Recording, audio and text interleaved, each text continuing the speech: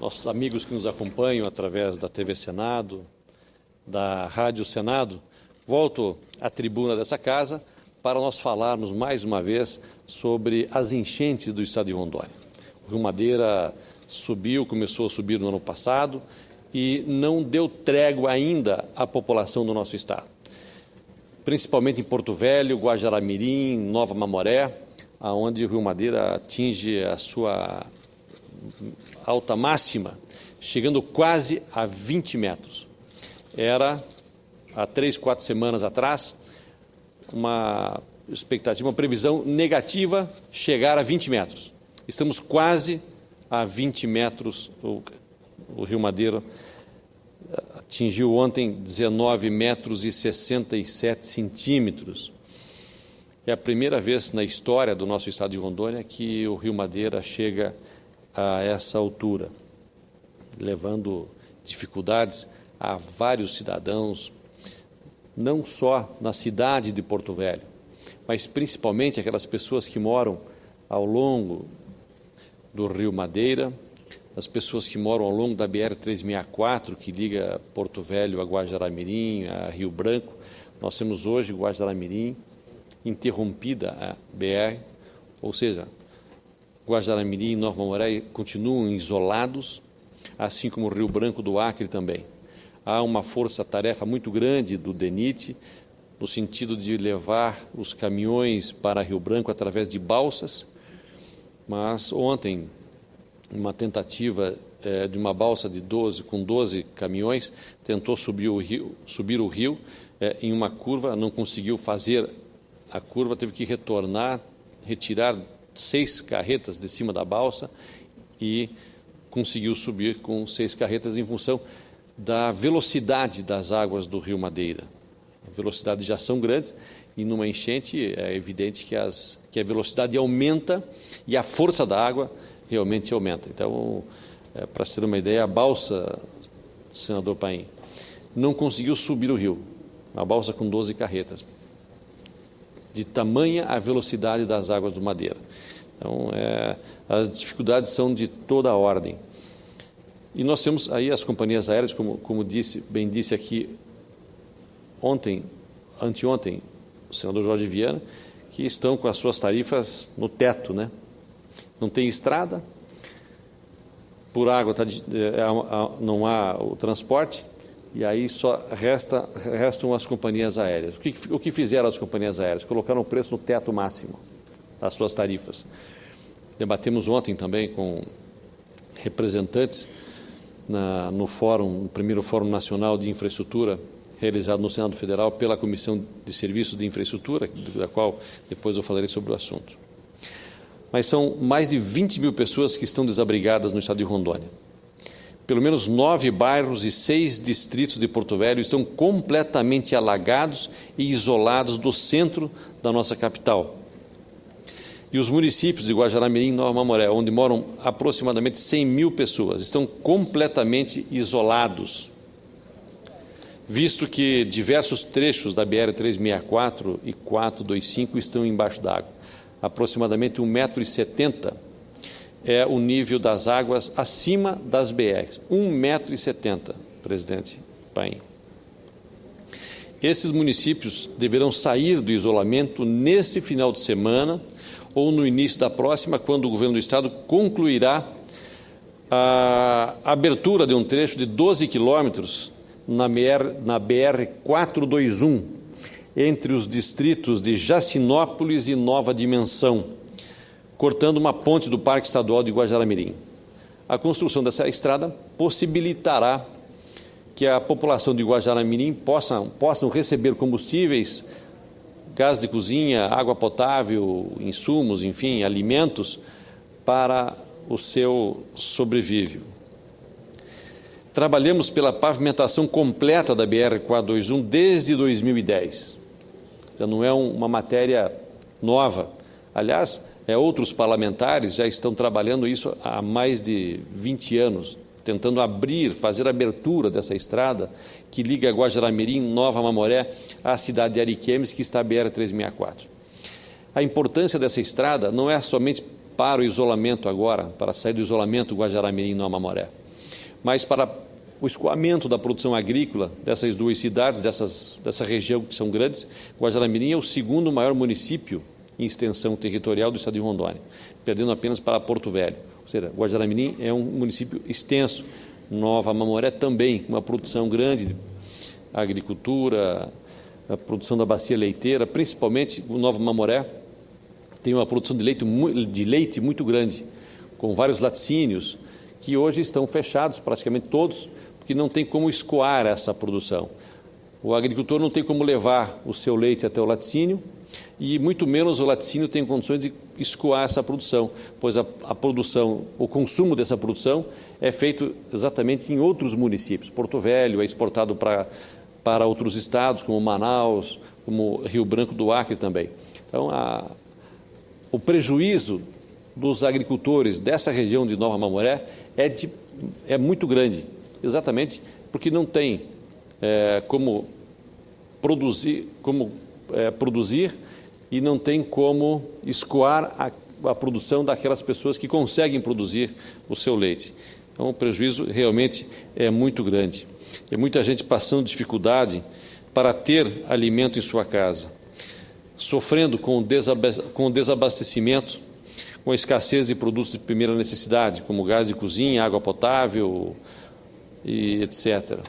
Para que todos, inclusive os órgãos ambientais e a Justiça Federal, pudessem enxergar a importância estratégica dessa rodovia. Finalmente prevaleceu o bom senso e teremos, a partir dessa semana, uma passagem alternativa para o Vale do Mamoré. E vamos continuar trabalhando para que essa passagem seja definitiva e para que o governo federal faça a pavimentação completa da BR-421, que possui apenas 80 quilômetros dos seus 377 quilômetros pavimentados.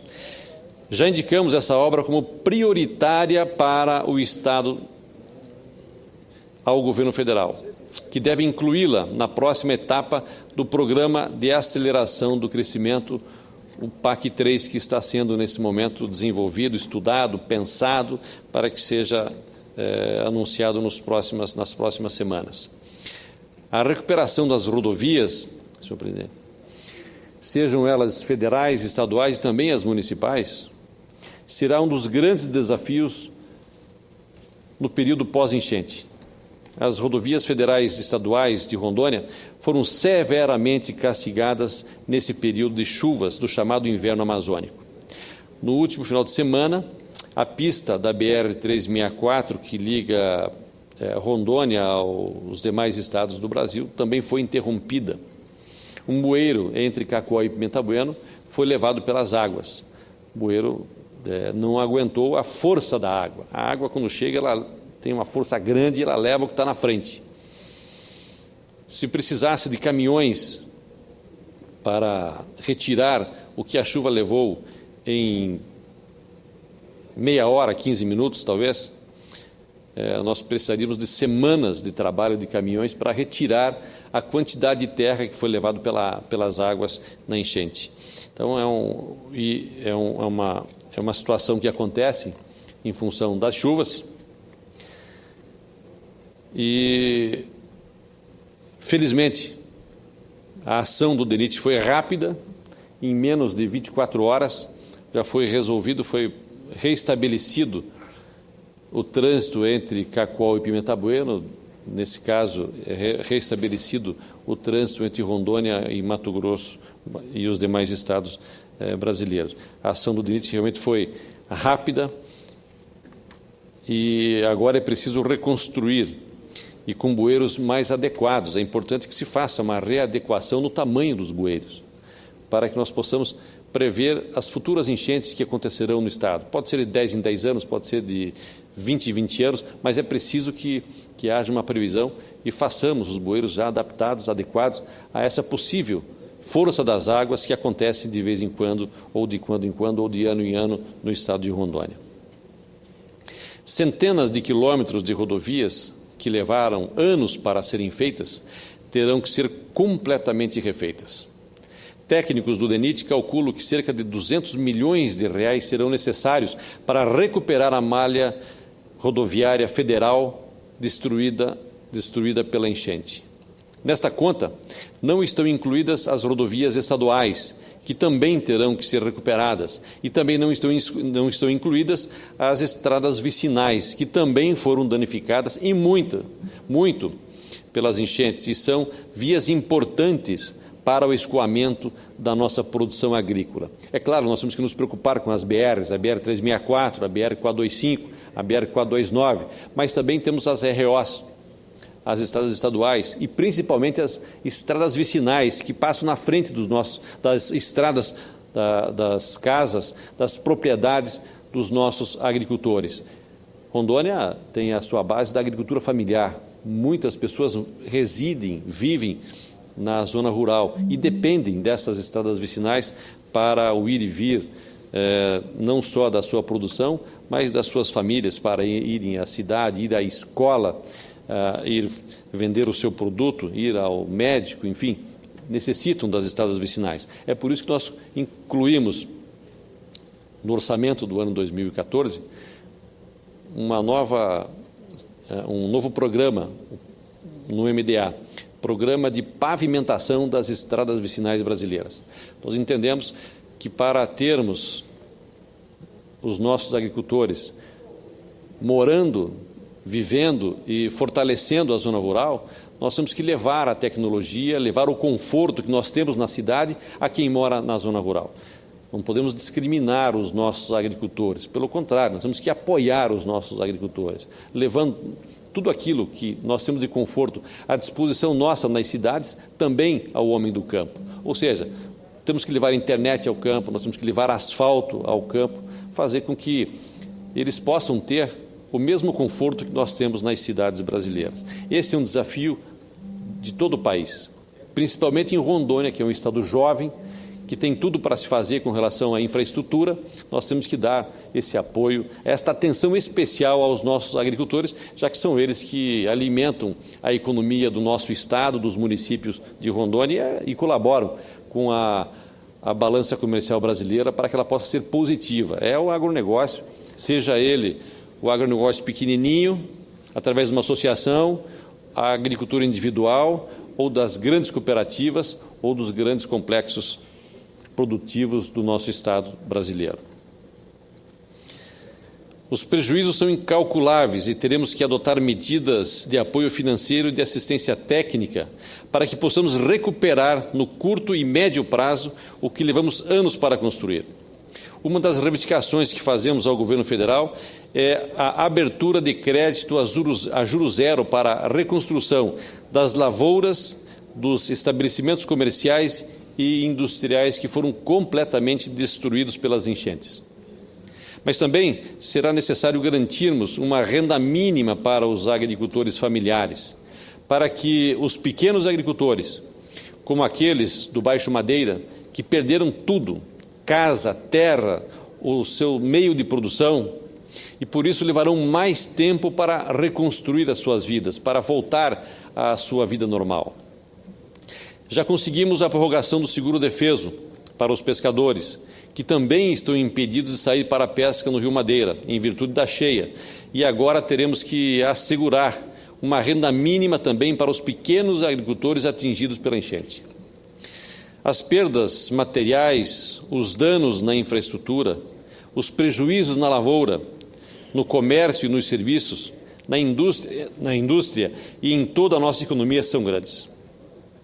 Mas são perdas que podemos recuperar, que vamos correr atrás e trabalhar ainda mais para reconstruir tudo o que foi perdido. No entanto, nossa principal preocupação nesse período final de enchente e principalmente no pós-enchente são com as doenças. Com os vetores trazidos pelas águas de doenças conhecidas como o cólera, a dengue, a leptospirose, a malária, mas também de visores e outras doenças tropicais típicas na região amazônica que geralmente aparecem exatamente nesse período pós-enchente. O risco de uma epidemia de cólera, dengue, leptospirose em Porto Velho por causa da enchente do Rio Madeira levou os agentes de saúde a ficarem em estados de alerta e traçar novas estratégias para evitar que a situação fuja do controle. Até o momento, já foram registrados 2 casos suspeitos de cólera, mais de 50 casos de dengue e 43 casos de leptospirose. Felizmente, não registramos nenhum óbito, graças ao monitoramento das equipes de saúde que trabalham intensamente para manter a situação sob controle, apesar de todas as dificuldades. E aí nós temos que cumprimentar a Defesa Civil do Estado de Rondônia, as defesas civis dos municípios de Nova Mamoré, Guajará-Mirim e principalmente a Defesa Civil do município de Porto Velho, que atuou de forma eficiente, rápida, dando atendimento a todos os desabrigados, buscando os desabrigados antes mesmo de acontecer, porque já tinha uma previsão da alta do rio. Muitas pessoas foram retiradas antes da cheia chegar, outras não quiseram sair, tiveram que ser retiradas mesmo na cheia. Então, a ação do governo do Estado, das prefeituras municipais, foram eficientes e com o apoio do governo federal através da Força Nacional, através do dos ministérios, principalmente do Ministério da Integração Nacional. De todo modo, temos que redobrar as atenções, porque se os 2 casos de cólera forem confirmados, isso significará dizer que o vibrião da doença está no Rio Madeira. Por isso, é importante que a população evite o contato com a água do rio, com as águas das enchentes. Por isso, é preciso que a população adote todos os cuidados possíveis para evitar esse contato com as águas da enchente. Outro problema é que muitas famílias ainda usam os poços amazônicos como fonte de água para beber e para o uso doméstico, o que aumenta o risco de doenças, pois a maioria desses poços já estão contaminados e deveriam estar lacrados para que a população não pudesse utilizá-lo. Mas como fazer se não tem água potável, se as regiões estão isoladas? Então, a ação dos governos municipais, estaduais e a atenção do governo federal é da maior importância para essas famílias. Ontem, médicos da Força Nacional de Saúde chegaram a Guajará-Mirim para reforçar exatamente o socorro às vítimas da enchente e devem ficar no município até o dia 2 de abril. Eles irão a campo, junto com os médicos locais, para atuar no combate às doenças. As equipes vão atender atingidos e elaborar relatórios diários que serão encaminhados a Brasília. Equipes da Força Nacional de Saúde já atuam em Porto Velho e, caso seja necessário, a permanência dos médicos poderá ser prorrogada. O importante é não deixar que doenças graves como a cólera, a dengue, a leptospirose se transformem em epidemia. Por isso, temos que agir agora. Ontem, o Ministério da Integração Nacional, por meio da Secretaria Nacional de Proteção e Defesa Civil, também autorizou a liberação de mais R$ 884 mil para Rondônia. Este valor vai ser destinado à execução de ações de socorro, assistência às vítimas e restabelecimento dos serviços essenciais por conta da enchente. Ao todo, o Ministério já liberou para Rondônia R$ 5.831 mil. O novo repasse vai ser disponibilizado para o Estado por meio do cartão de pagamento da Defesa Civil. Os gastos desses recursos podem ser acompanhados no portal da transparência. É importante dizer que esse valor pode até ser considerado pouco, mas se contabilizarmos todos os gastos que o governo federal tem feito para auxiliar o Estado com lanchas, helicópteros, aviões, remédios, médicos e equipes de apoio da Defesa Civil, o montante de recursos, com certeza, é muito maior, que não estão sendo contabilizados no país como moeda corrente, mas o apoio ele também custa caro e é muito maior do que esses 5 milhões que está sendo disponibilizado em dinheiro para o Estado e que será repassado aos municípios também. A ação efetiva do governo é muito maior e importante para a população do meu Estado. Portanto, a situação de Rondônia é grave, nos preocupa e estamos empreendendo todos os esforços para minimizar os impactos e prejuízos, mas eles são grandes e demandarão de um plano de reconstrução de nossa economia. Ou seja, após a enchente, após a baixa do rio, ou pós-enchente, haverá uma necessidade muito grande de nós trabalharmos para a reconstrução da vida da população, dessas pessoas que foram atingidas pelas enchentes.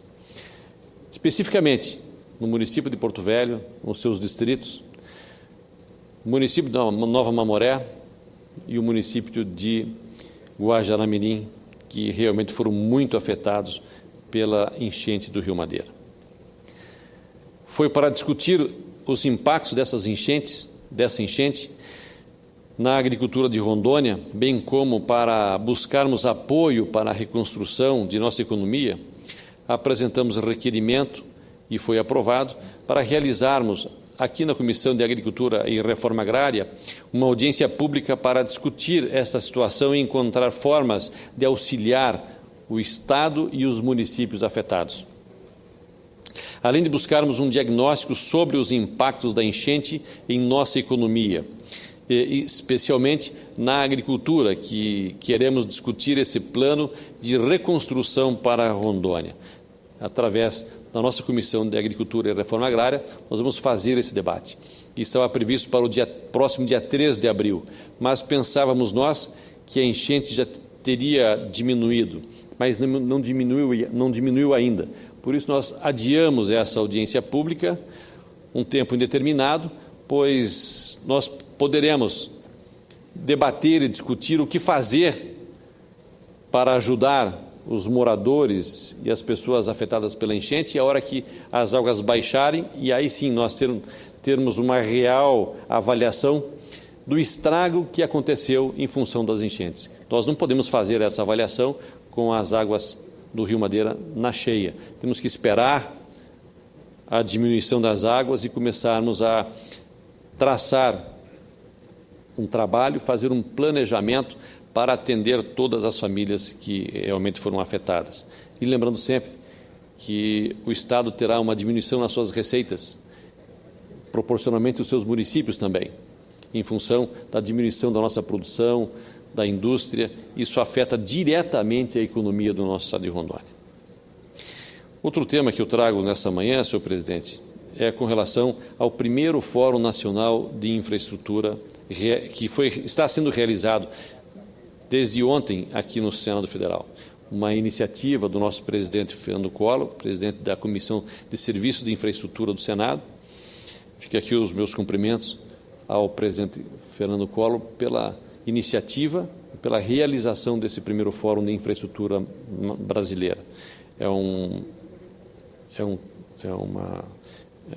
momento importante, um fórum que está debatendo sobre as estradas, as rodovias, as ferrovias brasileiras, os portos, aeroportos, transporte aéreo, transporte terrestre, energia elétrica, combustíveis, mineração, saneamento básico, abastecimento e irrigação, ou seja, todos os temas importantes com relação à infraestrutura estão sendo debatidos. Eu acompanho desde ontem, estou trabalhando no tema transporte de passageiros, terrestres, aquaviários, rodoviários, transporte aéreo, para nós darmos sugestões ao Executivo brasileiro de como nós podemos melhorar, diminuindo custos, melhorando a rapidez no transporte urbano, na questão de mobilidade urbana. São temas da maior importância que estão na pauta da população brasileira. Mobilidade urbana é um problema sério que nós temos no país, que não é de solução rápida, porque não é de solução barata e não são obras que se fazem com tempo curto. Tem que ter planejamento, e é exatamente isso que nós estamos debatendo, como planejar para termos um transporte mais eficiente, mais confortável e mais barato para a população brasileira. Então, fica aqui os meus cumprimentos ao presidente da Comissão de Serviços de Infraestrutura pela realização desse primeiro Fórum Nacional de Infraestrutura. E, com certeza, teremos bons resultados, e esses resultados chegarão até a população brasileira. Também quero cumprimentar o diretor-geral do DETRAN de Rondônia e vice-governador Ayrton Gurgas pela inauguração das Ciretrans nas cidades de Cerejeiras e Colorado do Oeste. Cerejeira é um município pujante, assim como Colorado do Oeste também, são municípios importantes para a economia do estado de Rondônia, municípios que não tinham uma Ciretran que atendesse adequadamente tanto os usuários das Ciretrans, como também os funcionários da Ciretran.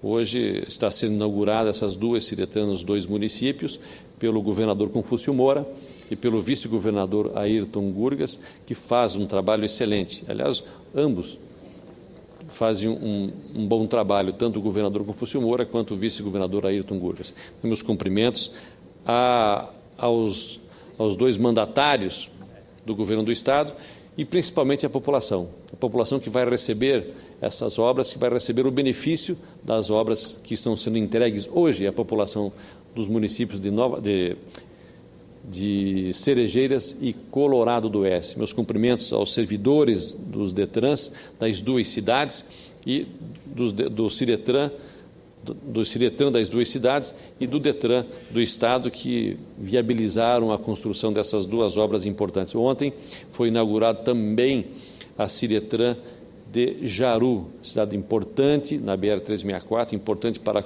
economia do Estado. Também parabenizo aos funcionários do Ciretran de Jaru e também a população daquele município e do entorno que vão se beneficiar com essa obra tão importante.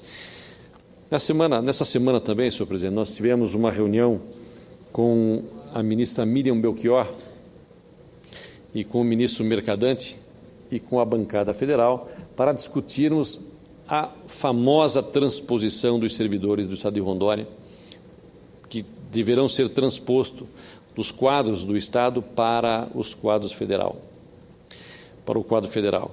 É uma transposição, eu tenho chamado ela de novela mexicana. É boa, mas nunca acaba. Ela precisa ter um fim, a questão da transposição dos servidores do Estado de Rondônia. Avançamos, entendo que o que foi acordado nessa reunião é importante e, a partir da semana que vem, serão transpostos, no mínimo, 100 funcionários por semana, o que eu entendo que é muito pouco.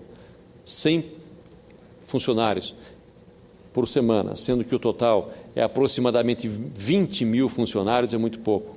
Embora a AGU não concorde com os 20 mil, apenas com aproximadamente 10 mil funcionários, nós entendemos que os 20 mil funcionários têm direito a fazer a transposição. Aqueles que não serão contemplados por via administrativa, com certeza procurarão os meios legais e judicializarão essa questão. E entrarão na Justiça, vão buscar os seus direitos na Justiça, o que eu não apenas concordo, mas também apoio para que os sindicatos procurem a Justiça para garantir os seus direitos. Esta é uma dívida social que o governo federal tem para com o Estado de Rondônia e principalmente para com os servidores estaduais.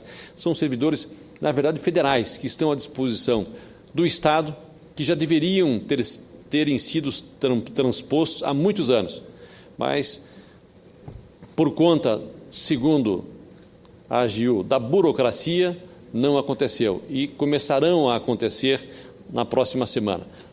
Eu estarei aqui acompanhando para e passo toda a movimentação para que nós possamos acelerar esses 100 funcionários semanais. Nós temos que não ter 100 por semana, mas 1.000 por semana, para atingirmos rapidamente a todos os servidores que têm direito de fazer a transposição. Portanto, fica aqui o nosso sempre compromisso de acompanharmos todos os passos para que essa transposição aconteça o mais rápido possível. É importante colocar a união da bancada federal em torno desse tema. Todos os deputados federais, senadores, estiveram conosco nessa reunião, todos defenderam a importância. Estava junto o nosso governador Confúcio Moura, que trouxe todos os parâmetros, todas as alegações para que a transposição aconteça o mais rápido possível. Então, fica aqui o nosso compromisso também esteve junto conosco alguns presidentes de sindicatos. Não puderam todos participar da reunião, mas um representante, o Manuelzinho, participou da reunião, ouviu todos os argumentos da AGU, da ministra do Planejamento, a ministra Miriam Belchior, da qual eu agradeço o empenho e a determinação em fazer a transposição. É uma orientação, de fato, da presidenta Dilma, no sentido de que se faça a transposição. Aquelas pessoas que estão aptas a fazer a transposição pela visão da AGU, que se faça imediatamente. Aqueles que têm discussão, vamos discutir. Aqueles que acham que não têm direito, que a AGU acha que não tem direito, vamos ao judiciário buscar esse direito. Nós entendemos que todos têm direito até 1991. É importante que se haja uma discussão, essa discussão foi feita, a transposição iniciará na próxima semana e nós vamos ver aquelas pessoas que não estão sendo contempladas, vamos atrás de buscar esse direito na Justiça. A Justiça vai dar esse direito, como já deu em outros segmentos, como aos PMs, que já estão fazendo a transposição, já estão sendo transpostos dos quadros do Estado para os quadros da União. Então, são esses os assuntos que eu tinha para tratar nessa manhã, senhor presidente. Mais uma vez, colocando aqui a nossa preocupação com os desabrigados das enchentes do Rio Madeira, nos municípios de Porto Velho, Guajará-Mirim e Nova Mamoré, com todos os seus distritos, a importância da reabertura, ou da abertura, melhor dizendo, da BR-421, que vai fazer a ligação entre Guajará-Mirim, Nova Mamoré até Ariquemes, que ela não seja apenas agora, ela seja definitiva, porque é importante para a economia do município de Campo Novo, do município de Buritis, município de Nova Brasilândia, município de Guajará-Mirim, de Ariquemes e de todo o Estado. Ou seja, para que nós saiamos de Ji-Paraná para ir a Guajará-Mirim, com essa estrada nós vamos economizar 200 quilômetros, 200 quilômetros a menos para chegarmos a Guajará-Mirim. Nós temos que incentivar o turismo nessa cidade de Guajará, aumentarmos a exportação de produtos agrícolas para o país vizinho, a Bolívia, e com essa estrada nós vamos diminuir o custo para que possamos ampliar a exportação do nosso Estado e fomentar o turismo em Guajará-Mirim, que é uma das metas, já que Guajará-Mirim tem 93% do seu território, 93% do seu território municipal em forma de reservas e florestas. Apenas 7% está disponível para a cidade e para a produção agrícola. E é nesses 7% que nós queremos trazer a população do Estado e de fora do Estado para conhecer e também conhecer as nossas reservas, as nossas florestas, as aldeias indígenas, que são muitas nessa região, para que nós possamos fomentar o turismo no Estado de Rondônia. São essas minhas colocações. Muito obrigado, senhor presidente.